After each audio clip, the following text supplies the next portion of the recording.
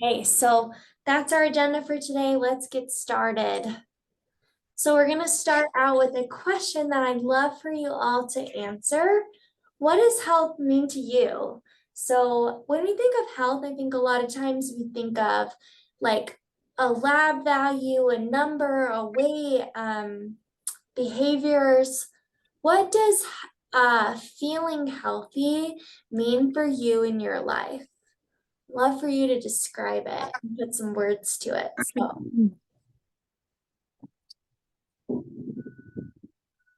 Mine is mobility. mm, yeah, can you expand on that, Elaine?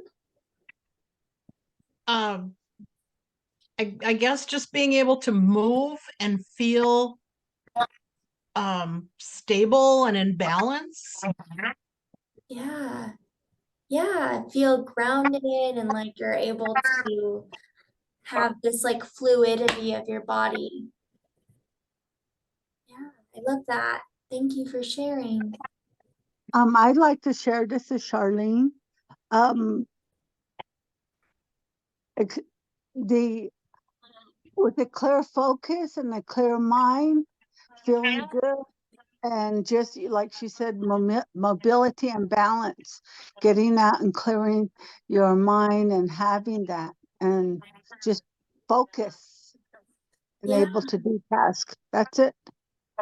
thank you for sharing, Charlene. Yeah, I love that. Like from the inside out, just having this clarity, having a clear head, a clear mind, just being able to like tune in, listen to your body, just this really holistic approach. So I love that. Thank you for sharing. We have one in the chat. Karen says, healthy means to me being free from illness. Yeah, so like not having chronic disease and being able to live with that in a very like peaceful way because we don't always have control over chronic illnesses or diseases, but we can find ways to manage them and just be feel more peaceful in our everyday life. Thanks for sharing that, Karen. Who else feels like sharing? What does health mean to you? Melissa, this is Terrence. Hi, Terrence. So for me, I think healthy is more of a blanket statement. Mm, Like, I guess, like Elaine said, just having that mobility and being able to move. For me, if I can move without any pain or uh, feeling like that heaviness of carrying my weight, mm. um, that to me is healthy, and then to be able to move forward without having any illnesses or any setbacks. So to me, that is means I'm healthy. Yeah, I love that. Thanks for sharing, Terrence. Yeah, it almost sounds like you're describing like a freedom that comes with being healthy. Like you're not held back by um like different things that can hold you back with health. You're free to move around how you like and live your life how you like. Right. Yeah, thank you for sharing that. That's beautiful. Who else feels like sharing? Does anyone share similar perspectives? Hello. So my name's Lizandra again, and what health healthy means to me would be, um, maybe encouraging more healthy like choices to my loved ones around me, because I feel that I am like the adult in the house right now, and I have two little ones. So I've been speaking to nutritionists and just finding healthier ways to incorporate healthier eating habits to my children, and because they're picky eaters, and then also for myself too, because I just want to like set healthier goals for me and my family, and also stress too, like being able to um know how to like deal with stress in a healthy way, because I feel that sometimes I've noticed that like how stress does get the best of me, like where I would like maybe start binge eating, which isn't Hmm. really good for me. But yeah, that's what healthy would mean to me. Yeah, thank you for sharing, Lizandra. Yeah, I hear a couple things in there. So one, kind of being able to be a role model and a leader for your family is important to you and resonates with the word healthy. And also just being free. Again, that word freedom kind of comes to mind as I hear you speaking, similar to Terrence. Like freedom from stress, feeling more relaxed, not worried about health. Um, yeah, so thank you for sharing that. I'm sure others feel similar. Does anyone else feel like sharing? These are all great insights, and there's no right or wrong answer. This is a personal question.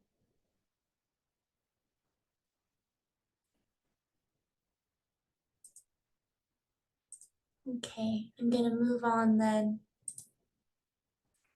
So health can mean so many things, as we just witnessed. We all had different responses, and you can probably think of maybe a million other things that health resonates with. So health can mean getting to spend more time with loved ones, having a greater connection to our body, being able to tune in more, understand our body, feel what our body is trying to communicate with us.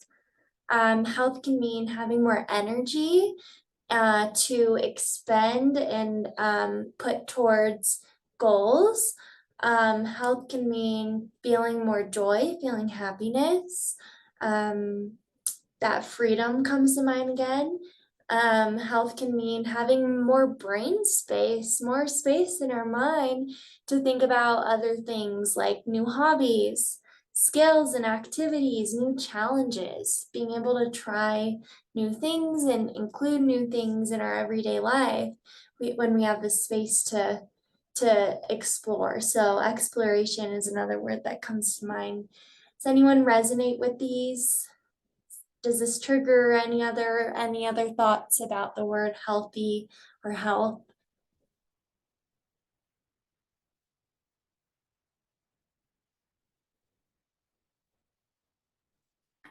Okay, I'm gonna move on.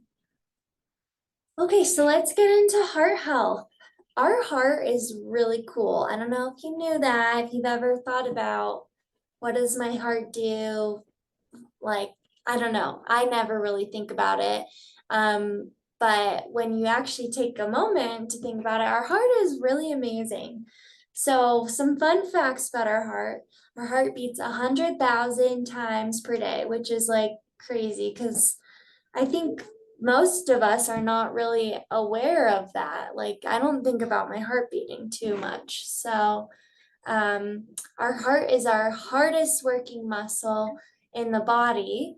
And the size of our heart is about 2 fists put together. So if you put your 2 fists together, that is kind of the size of your heart, which is kind of crazy. Like that's in there.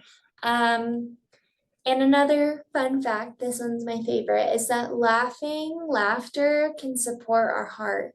So when we laugh, we our stress levels decrease, our hormone levels start to shift into this nice equilibrium, this balance, and our blood vessels are able to relax. So laughing, getting a good laugh in, maybe you're a jokester, maybe you have a jokester in your family.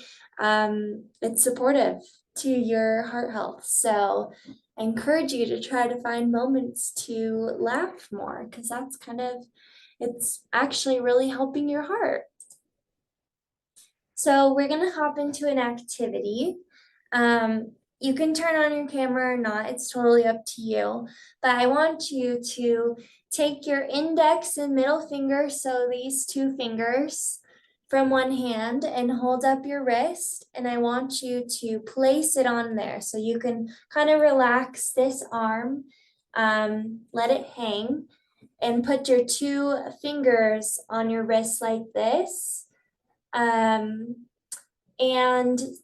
try to relax, kind of go limp, and try to feel your heartbeat. If you feel something beating there, that is your pulse. You can also go up here. That sometimes is easier. So if you can't find it here, maybe try under your neck. Try to relax. And maybe if a few of you can let me know when you find it, that's kind of cool because I don't really check my pulse very often. So it's kind of nice to bring some awareness to our body. Like, that's your heart working.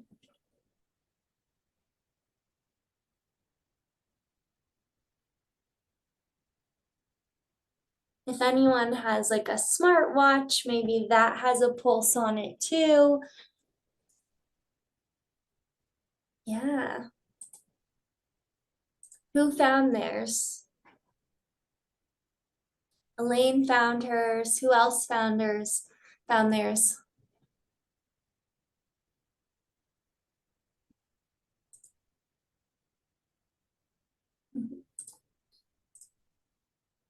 Yeah, okay. Awesome. Cool.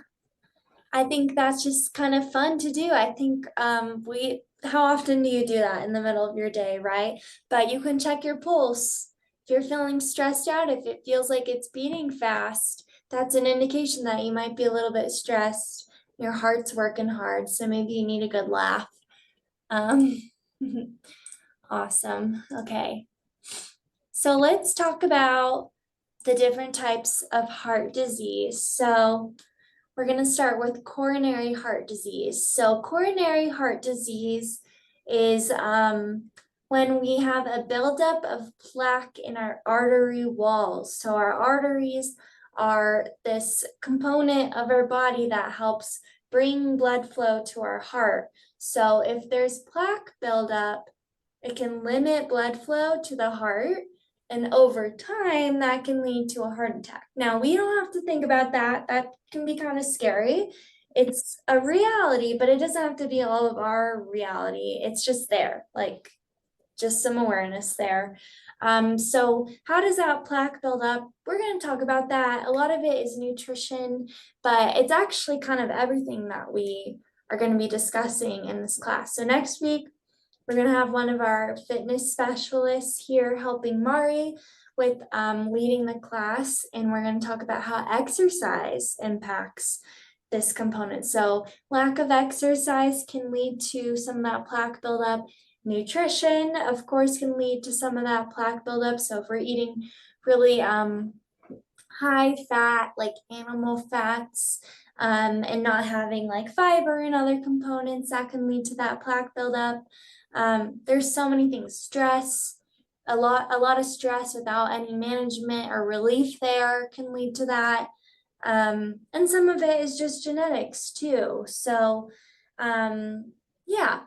And then if we move on to our arrhythmia is a change in the electric pulses that make our heart beat, which maybe that sounds really weird and wacky and like, what did you just say? Electric pulses. So basically this just means that your heart is beating a little bit off beat. Now this isn't caused by lifestyle factors. It's not really caused by nutrition or diet. It might be related to stress. I'm not exactly sure on that one, but I just like to throw this in there because it's another type of heart disease or another way that our heart can dysfunction. And so this can mean your heart is beating slower, maybe it's sped up, you have an extra beat, or maybe it has an irregular beat. So that's what arrhythmia is. We just felt our pulse. So with arrhythmia, that pulse would feel different. Okay, and then we have heart valve disease. This is when one or more of the four valves of the heart are not working correctly. And so those valves, just like our arteries, are helping blood get to our heart to pump and work properly to keep us going. And this just means that one or more of the four valves in our heart that make our heart pump is not working correctly. It's been damaged in some way. So this is more on the severe end of things.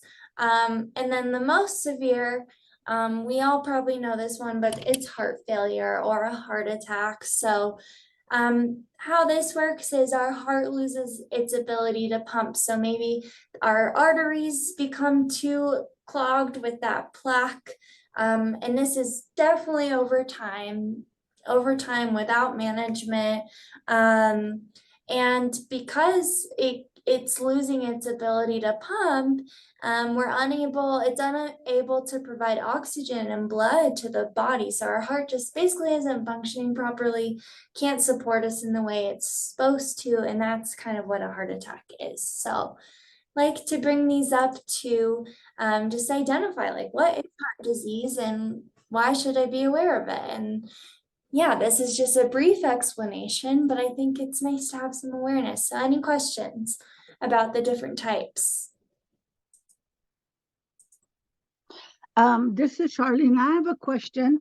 Okay. You talked about the heart, the buildup of plaque. Hmm. So is there a way to get rid of the plaque in the artery walls, or does it just stay there? Yes, I love this question. That was a great question.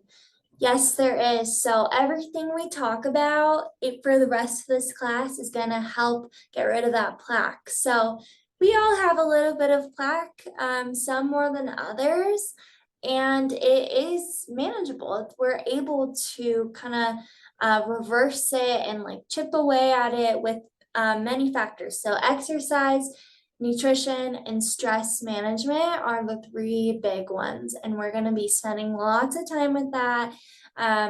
We have our next class is on exercise. We have 3 nutrition classes because I just can't help myself as a dietitian to talk about nutrition that much. And there's a lot to cover. And then we're going to be talking about ways to help manage stress. So we will be covering how do I address plaque if I have any. So great question. Any other questions about the different types of heart disease?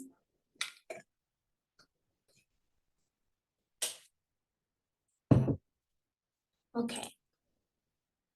So let's talk about long-term effects of unmanaged heart disease. So I just talked about very generally, how do we manage like that plaque buildup and the development of heart disease. There's a few things we can't control, right? Like genetics, but the things we can control are exercise and movement, nutrition, and stress management.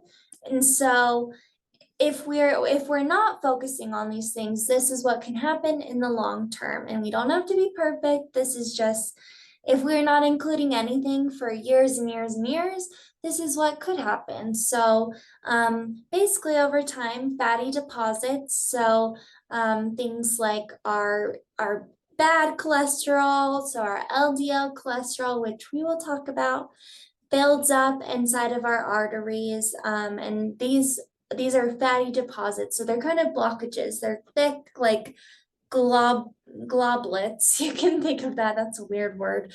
But you can think of those kind of building up in our body. It makes our arteries narrow. So when you think about an artery, you can think of it like this. And then if that plaque is in there, now it's smaller. And if you're thinking about blood flowing through there, it's not going to flow as fast if your artery looks like this versus like this. So that's what that means with arteries narrowing, means blood can't flow through as easily. And if it can't flow through as easily, it's not reaching the heart as quickly as it's supposed to. It makes it a lot harder. The heart muscle, again, can stop working if these things aren't working properly and if we're not managing it. So this is why it's important. This is why this class is important. And this isn't to scare you, it's just to bring some awareness.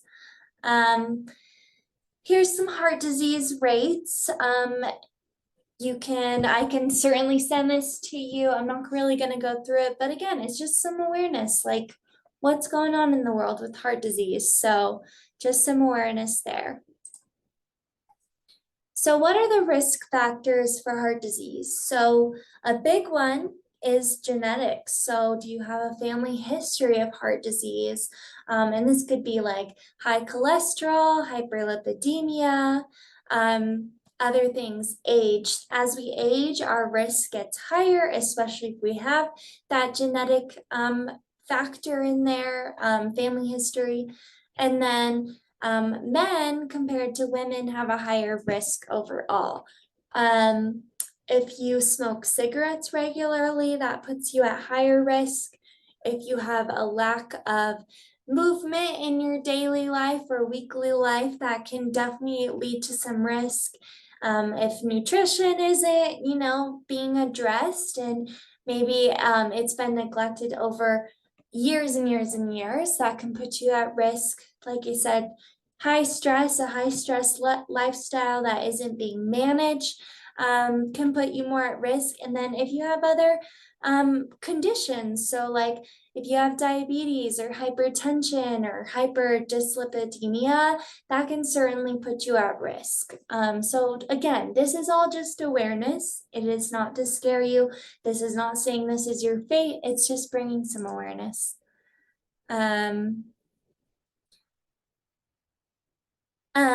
So I got a question, why are women more at risk? So men are more at risk. And truthfully, I'm not really sure why. That's just what the research tells us. It must have something to do with genetics and genes, and maybe just predispositions, males compared to females. But I'm not exactly sure why. I just know that's what the research tells us. There's a greater risk for men, which basically just means that there's been more men documented with heart disease versus women. So yes, and then someone said, I would like the slides and recording sent. I can do that. No problem. Go ahead and email me if you want the slides in the recording sent after class, and we can do that. Okay, so out of all these risk factors that I just shared, and I'm going to go back, which risk factors are modifiable? Which ones can be addressed and changed and are, more in our control? I want you all to answer. So out of all of these, which ones are in our control?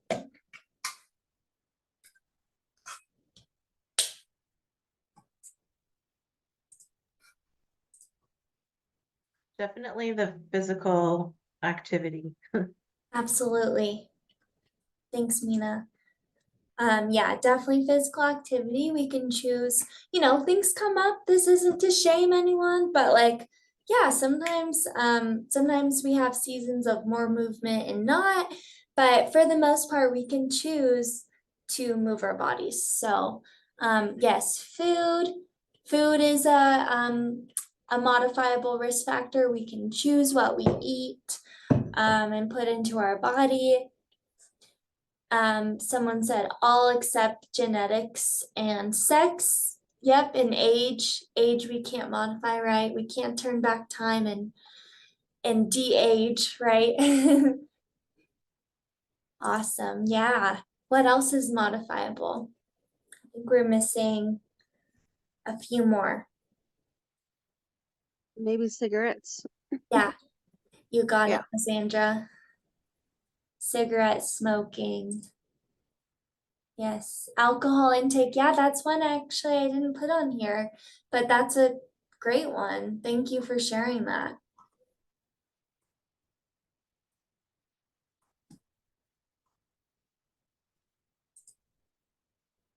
Anyone else? You see any others on here? Maybe I'm moving my mouse by it. I don't know if you Stress, can see that. stress is one. You can Yes. work on trying to deal with your stress as well. Absolutely. Yes, that's the last one. Thank you, Charlene. Yeah, so genetics, family history, age, sex, and these conditions are really not too modifiable, especially once you already have them, so this is just kind of to share, like, there are things we can work on and there's things that we can't. And I don't want anyone to beat themselves up, like if they have a family history, you can't control that. So we're going to focus on in this class what we can control. So smoking, physical activity, movement, nutrition, and stress. Yes, perfect. Okay, so let's talk more about this. So this is the social determinants of health. And this is showing, this like wheel of items is showing everything that impacts our health. And these are all general terms, so we can go into specifics, but we have things like neighborhood safety. Where did you grow up? Where do you live right now? What do you have access to? What is your social support? Have you ever been discriminated against? Because that can cause stress. That can cause a lot of stress. You ever been lonely and felt alone? You ever been discriminated against in a healthcare setting? It happens, unfortunately. Do you have access to food? What are your finances like? What was it like growing up? Again, stress. Do you have a spiritual outlet or some kind of outlet that helps feed your soul? These are all examples of what goes into our health and what can affect our health all across the lifespan. So the bad news, we can't control all these things. We can't control where we grow up. We can't control how other people treat us. But we can control many of these things, like we just talked about, those modifiable risk factors. And small changes can make a huge impact. So we're going to talk about that. Nothing in this class is meant to be like an overnight fix or this overhaul of your life, because small changes are research backed to make a giant impact, actually even more so than making these big life altering and 24-hour changes aren't as effective as making tiny little changes. So we're going to talk about that in this class over the next 6 weeks. So next activity, I would love for you all to share, how do you want to feel at the end of this class? So we talked about what healthy means.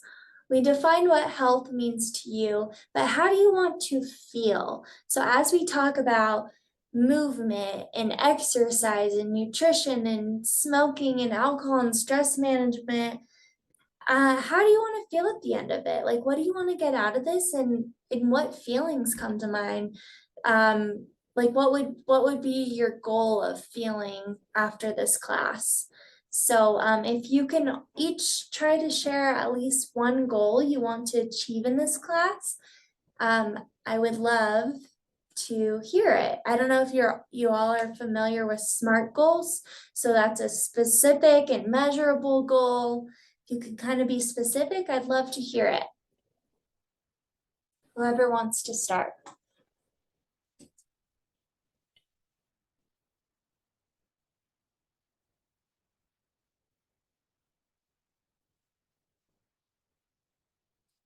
And I can share some examples. So maybe it's, I want to feel more energized at the end of this class. I want to be able to have more energy to spend time with my family. I want to be more happy so I can be more present and enjoy my everyday life experiences.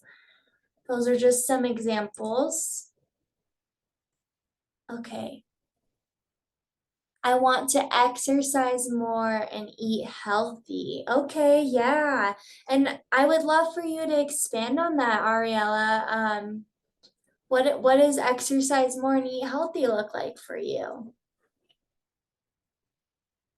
Terrence said, I would like to feel enlightened and open for new outdoor activities or adventures, excuse me. I love that.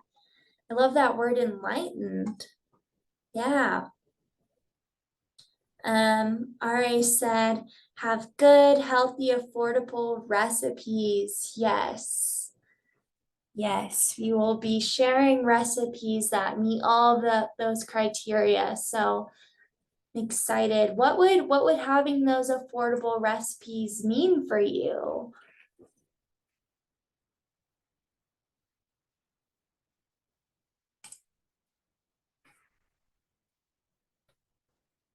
Would that mean Cook- less stress? Cooking more healthy and being able to purchase items that might be available. But again, planting my own garden again.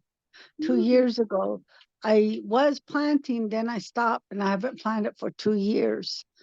And what I feel and what I want to get out of the class at the end is be working toward a goal, because I've gained 20 pounds in the last 2 years, and I can feel it everywhere, and I'm aware of it, meaning that the inflammation of the foods that I'm choosing to eat are having an impact on my body. So I don't want to feel that way, because I didn't feel this way before, and I need to change that attitude, the negativity as well. Oh, okay. That's my goal. Okay. Yeah, thanks for sharing, Charlene. So you want to feel more positive about your health and towards yourself, and that way you can, feel more positive about taking care of yourself, feel more optimistic about taking care of yourself, and utilize resources at your own will. So having a garden. Yeah, that's amazing. I love that. Love the specifics, everyone. I want to learn more about alternate, healthier options in my meal plans for myself and my family. Oh, okay, so you want to have more variety, Karen, and just be able to switch things up, be exposed to foods that bring a lot of nourishment.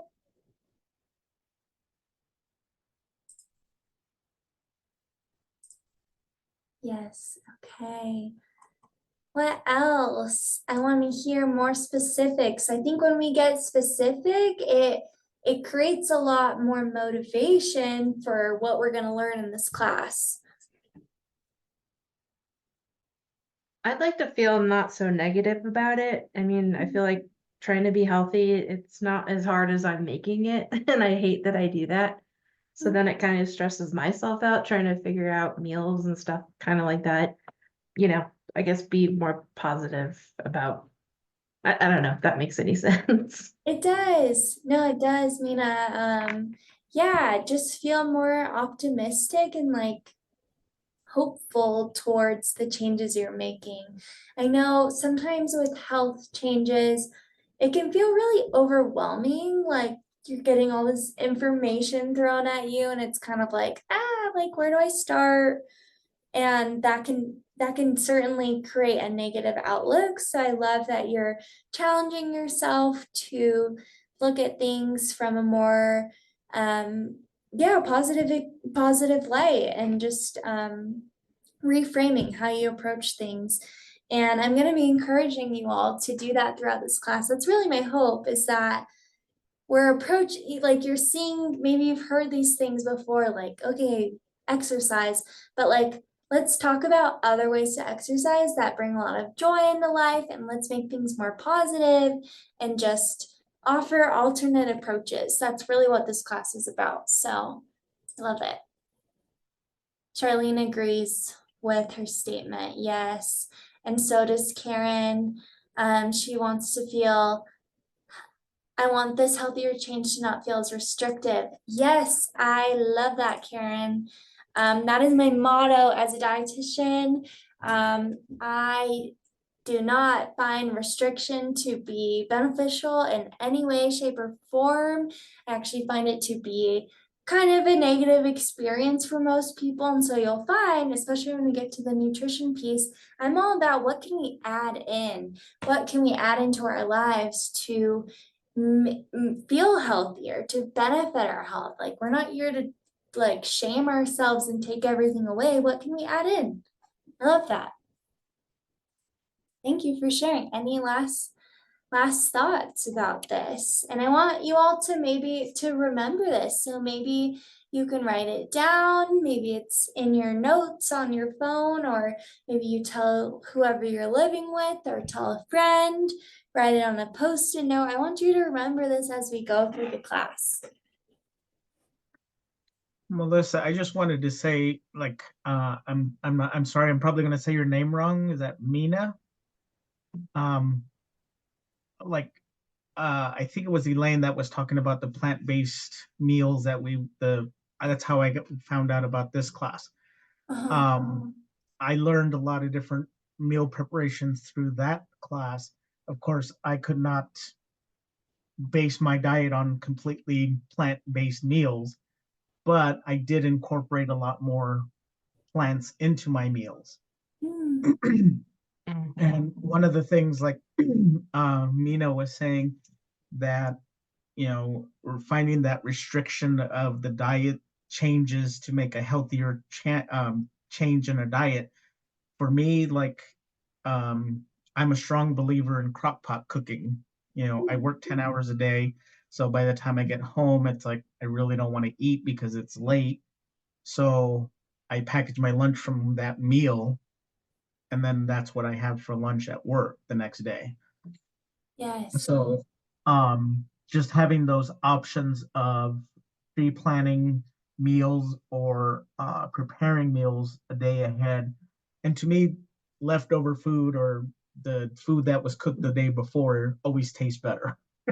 I agree with you. I totally agree with you. And thank you for sharing, Terrence. Yeah, I think, well, that was just beautifully said, first of all.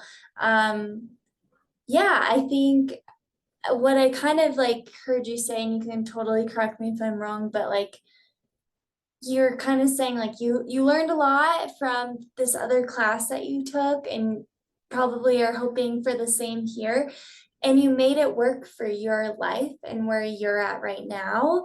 You recognize like you can't do everything at once. You're a human, none of us are perfect, and so you're focusing on what can I add in and how can I do it in a way that serves me and is beneficial for my life circumstances, where I can approach it in a really positive way. It's not super overwhelming, but it's also beneficial to me. Did I get that correct? Yes, that was spot on, because it was, like I said, it was just like before, my meals were whatever I could grab, whether it be a ham sandwich, turkey sandwich, where now it's, you know, um, here in Sacaton, we have what we call gaiusa, which is a roasted corn portage meal thing.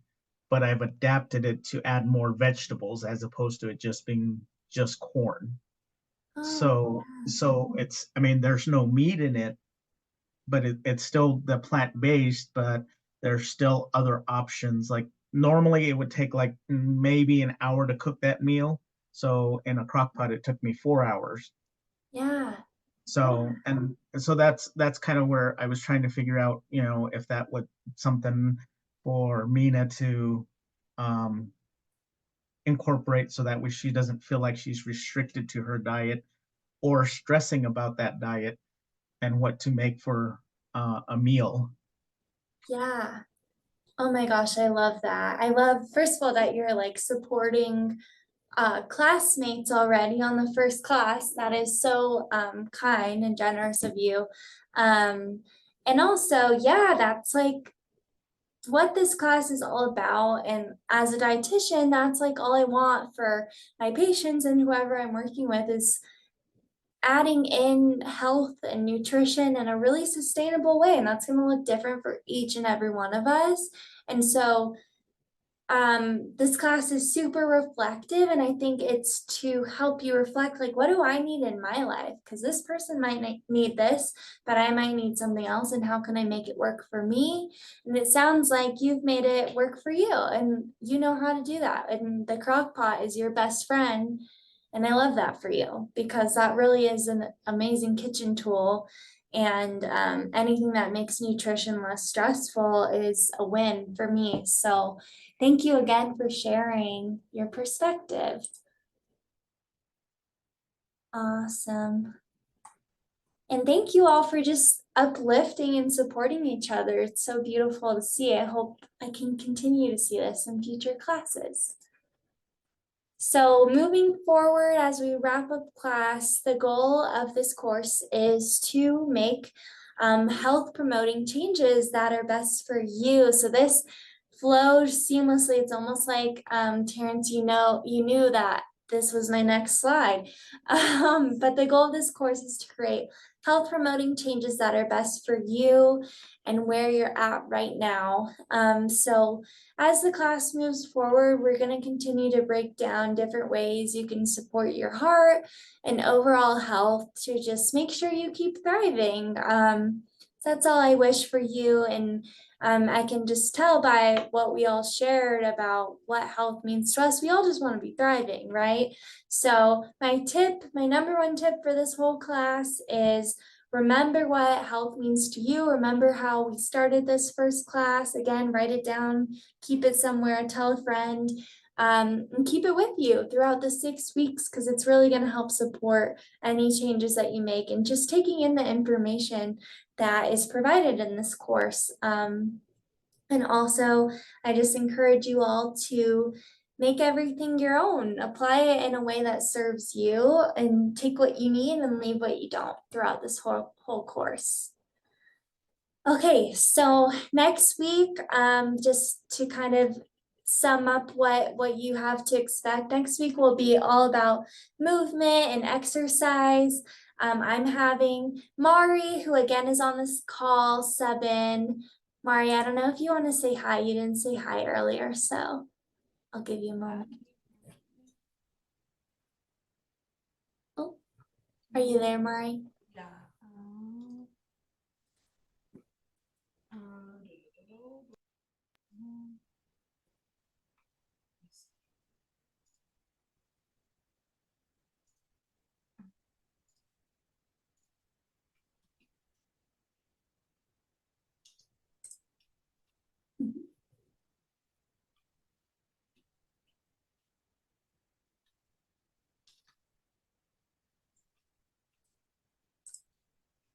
Oh, her audio is not working. No problem. Well, anyways, Mari, who is amazing, wonderful, will be on our next class. She'll be running it for me.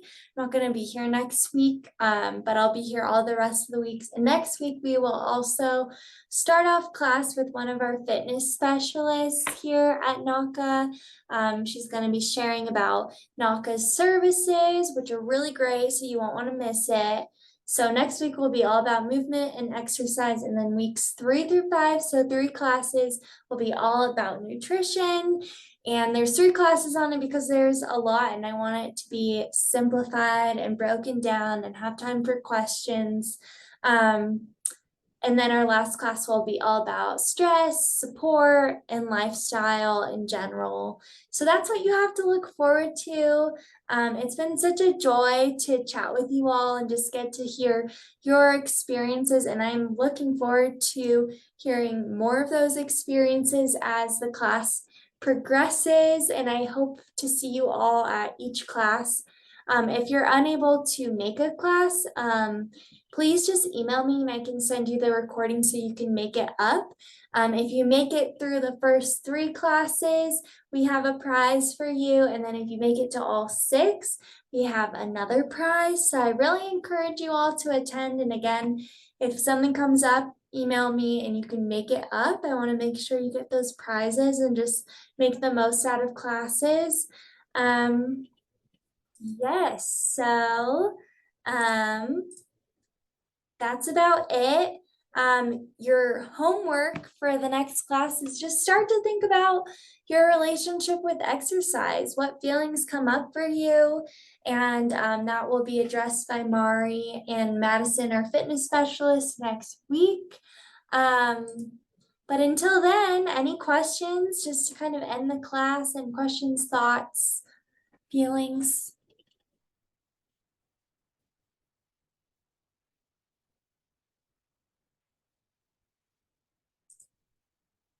Okay, well, my information is on there. You all got an email from me today with the Zoom link and everything, so you have my email. Please feel free to email me if you have questions in between classes or want the recording and slides. I would be happy to provide those for you. My phone number is also there as well. Yes, so I'm gonna leave you there because we're just after 6:30, and I am hoping to see you all next week. Well, I won't be here, but I'm hoping you're all here next week and the weeks following. So thank you. Oh, I'm so Thank you, Melissa. happy to hear you're feeling excited. Me too. Thank you all. Have a great night. Thank you.